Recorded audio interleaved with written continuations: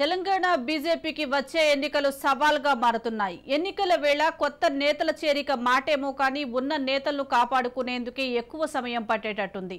దీంతో ప్రధాని మోదీ టూర్ పైనే కాషాయ నేతలు ఎక్కువగా ఆశలు పెట్టుకున్నారు. మోడీ రాకతో కొత్త జోష్ వస్తుందని ఆశిస్తున్నారు. దీనిపై మరిన్ని వివరాలను మా ప్రతినిధి స్వప్న అందిస్తారు.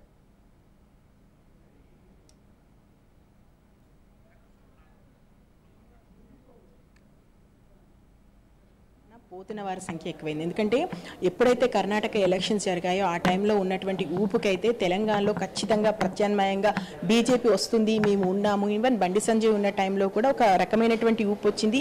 ఈవెన్ కేసీఆర్ నోటి వెంట కూడా పదే పదే బీజేపీ అనేటువంటి వాట మనకు వినిపించింది. ఆ టైంలో ఖమ్మంలో పొంగులేటికి సంబంధించి కానీ లేదంటే మనకి జూపల్లికి సంబంధించి కానీ వాళ్ళు జాయిన్ అవుతారు అనేటువంటి మాటలు కూడా వినిపించాయి. కానీ రానున్న రోజుల్లో అంటే డేస్ గడుస్తున్న కొద్ది ఇటు ఎన్ఎం కానీ జిట్టా కానీ అదేవిధంగా కిషన్ రెడ్డికి అత్యంత దగ్గరగా ఉన్నటువంటి వెంకటరెడ్డి కానీ చిన్ని కానీ అదేవిధంగా సెకండ్ రేట్ నాయకులు చాలా మంది వెళ్ళిపోతున్నారే కానీ వచ్చే వాళ్ళు మాత్రం లేకపోవడంతో కాస్త బీజేపీ అంతర్మథనంలో పడిందని చెప్పుకోవచ్చు. ముఖ్యంగా ఎవరైతే వీరికి అంటే వ్యతిరేకంగా పనిచేసే వాళ్ళు ఉన్నారో, నిరాశతో ఉన్నటువంటి ముఖ్యమైన నాయకులు ఎవరైతే ఉన్నారో, అదేవిధంగా సెకండ్ గ్రేడ్ లీడర్స్ ఎవరైతే ఉన్నారో వాళ్ళు లంచ్ మీటింగ్స్ పేరుతో కాకరేపుతున్నారని చెప్పాలి. ఇలాంటి సమయంలో ప్రధాని మోదీ రాక అనేది ఒక కొత్త ఉత్సాహాన్ని బీజేపీలో నింపుతుందా అంటే ఖచ్చితంగా నింపుతుంది అంటున్నారు బీజేపీ శ్రేణులు. ఎందుకంటే ఒక ప్రధాని స్థాయిలో ఉన్నటువంటి వ్యక్తి 3 రోజుల్లో 2 రోజులు అంటే ఒకటో రోజు పాలమూరులో బహిరంగ సభ ఉండబోతుంది. ఈ బహిరంగ సభలో ఇటు కాంగ్రెస్, ఎంఐఎం అదేవిధంగా టీఆర్ఎస్ మూడేనని ఈ 3 కలిసి తెలంగాణకి ఏం చేయలేదో అదేవిధంగా తెలంగాణకు బీజేపీ అంటే ఈ 9 ఏళ్లలో 9 లక్షల కోట్లు కేటాయించిందని కొద్దిసేపటి క్రితమే ప్రెస్ మీట్లో కిషన్ రెడ్డి చెప్పడం జరిగింది. కాబట్టి ఇదంతా కూడా వివరించేటువంటి పరిస్థితి మనకు కనిపిస్తుంది. సో మోదీ ఇచ్చేటువంటి స్పీచ్ ఏమైనా కొత్త ఉత్సాహాన్ని, ఎందుకంటే వెళ్తున్న వాళ్ళని ఆపేయడం కానీ లేదా కొత్త వాళ్ళని ఇటువైపుగా తిప్పుకునేటువంటి ప్రయత్నం ఏమైనా జరుగుతుందా చూడాలి.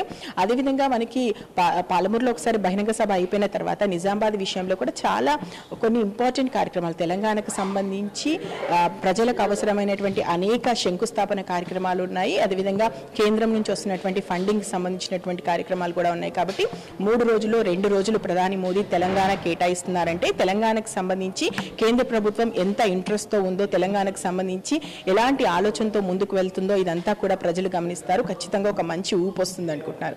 అదేవిధంగా 7th రోజు మనకు నడ్డా కూడా వస్తున్నారు. కాబట్టి ఇంకా అమిత్ షా కూడా త్వరలోనే రాబోతున్నారు. ఆయన టూర్ కూడా ఇంకా కన్ఫర్మ్ కాలేదు మనకి ఇచ్చినటువంటి డేట్ ప్రకారం, కానీ కన్ఫర్మ్ అవుతుందని చెప్తున్నారు. అంటే ఇలా 1 by 1 అగ్రనాయకత్వం మొత్తము తెలంగాణ వైపు కన్నేసి వాళ్ళ తెలంగాణకు వచ్చి తెలంగాణలో మాట్లాడడం ద్వారా ఒక కొత్త ఊపు అయితే వస్తుంది. ఏదైతే నిరాశతో ఉన్నారు, ఇటువైపు మనకి ఈటల రాజేందర్, కిషన్ రెడ్డి ఇద్దరు మాత్రమే రేసు గుర్రాల్లో పరిగెడుతున్నారు, మిగతా వాళ్ళు కాస్త ప్రేక్షక పాత్ర వహిస్తున్నారు అనేటువంటి సందేహాలన్నీ చెక్ పెడతాయి.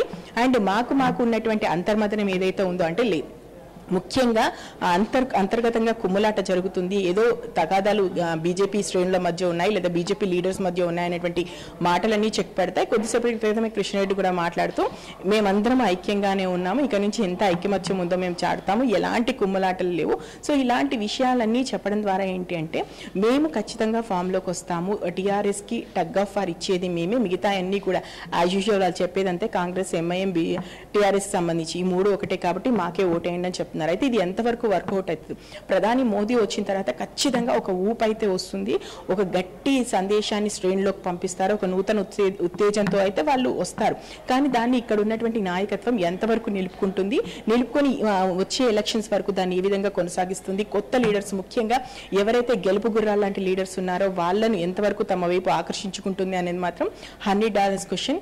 ఏది ఏమైనా కూడా ప్రస్తుతం బీజేపీలో నడుస్తున్నటువంటి చర్చ అయితే ఒకటే, ప్రధాని మోదీ వస్తారు, మా తలరాతలు మారుస్తారు, ఖచ్చితంగా తెలంగాణలో మళ్ళీ ఊపు వస్తుంది. ఒకప్పుడు మనం ఏ విధంగా అయితే ఖచ్చితంగా బీజేపీయే ఖచ్చితంగా టీఆర్ఎస్కి ప్రత్యామ్నాయం అంటూ ప్రచారం జరిగిందో అంతకంటే గొప్ప ఊపు వస్తుంది. ఇటు కాంగ్రెస్ తప్పకుండా రేస్లో ఉండదు, మేమే రేస్లో నిల్చోబెంటాము, ఖచ్చితంగా అధికారంలోకి వస్తామంటున్నారు. ఇంకొకటి ఏంటంటే ఈ 9 సంవత్సరాల్లో 9 లక్షల కోట్లు ఈ 9 లక్షల కోట్లు మేము తెలంగాణ కోసం ఖర్చు చేశాము. ఖర్చు చేసినటువంటి ప్రతి పైసాకు సంబంధించినటువంటి లెక్క నేను చెప్తాను. కావాలంటే కేసీఆర్ని అమరవీల స్తూపం దగ్గరికి రమ్మనంటే మేమేమి ఇచ్చామో వాళ్ళేమి ఇచ్చామో మాట్లాడుకుంటారు.